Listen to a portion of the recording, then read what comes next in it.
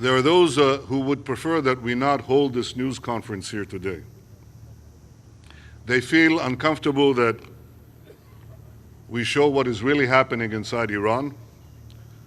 They prefer that we continue to nurture the illusion that Iran has changed direction. They are not prepared to recognize that Iran,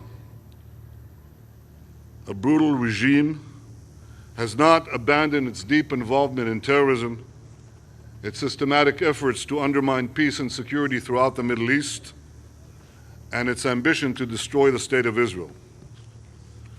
The weapons on these ships were destined for terrorists in Gaza who are committed to Israel's destruction.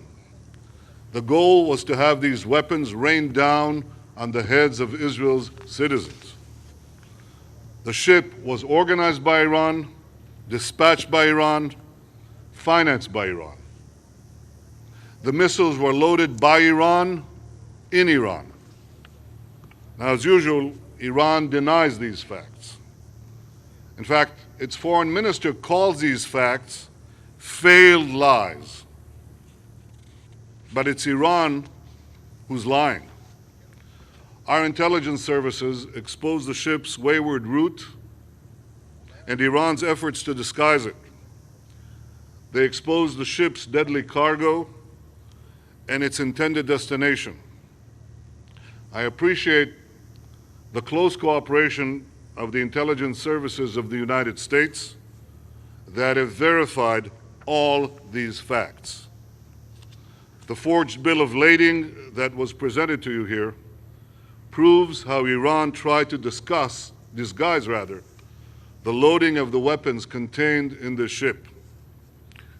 The loading of the weapon containers on its own soil. The ship's crew testified how they loaded the containers which contained the weapons, unknown to them, in the main port of Iran, Bandar Abbas. In other words, Iran sent these missiles to terrorists, and Iran is brazenly lying. So Iran hasn't changed. Iran's true ruler is not the smiling Rouhani. He's nothing more than a PR man. The real ruler of Iran is the Ayatollah Ali Khamenei, who is aptly called the supreme leader. What is new are not Iran's deeds or its lies, but the desire of many in the international community to bury their heads in the sand. They conveniently ignore Iran's continuing criminal aggression in the mass killings in Syria, in supporting the terrorist organizations in Lebanon and Gaza, in subversion throughout the Middle East, in dispatching terrorists to 5 continents, in the execution of hundreds of innocent people inside Iran every year. Above all, they deceive themselves into believing that Iran has given up its goal of developing nuclear weapons. This determination to ignore the truth that was exposed once again with the capture of the ship is, first of all, hypocritical.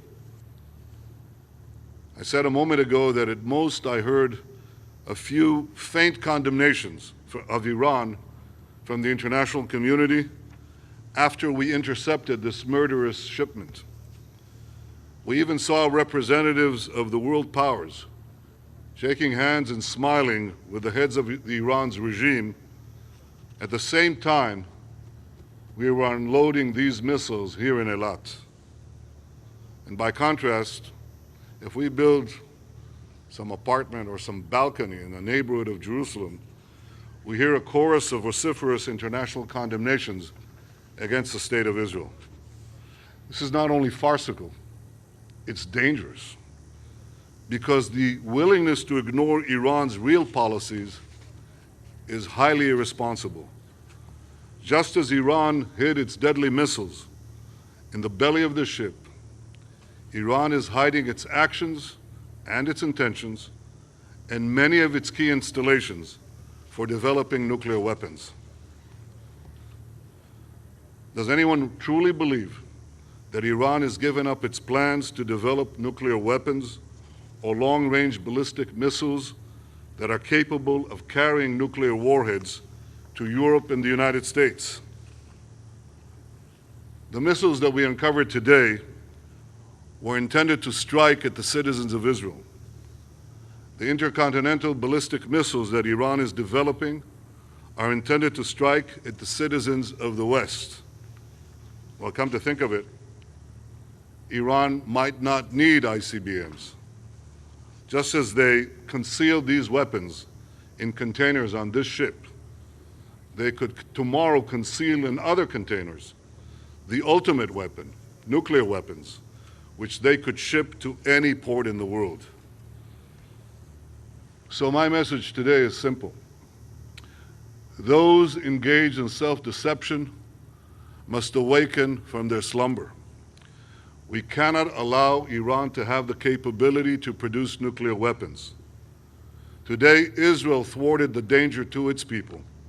Tomorrow, if Iran's military nuclear program is not stopped, the whole world could be imperiled.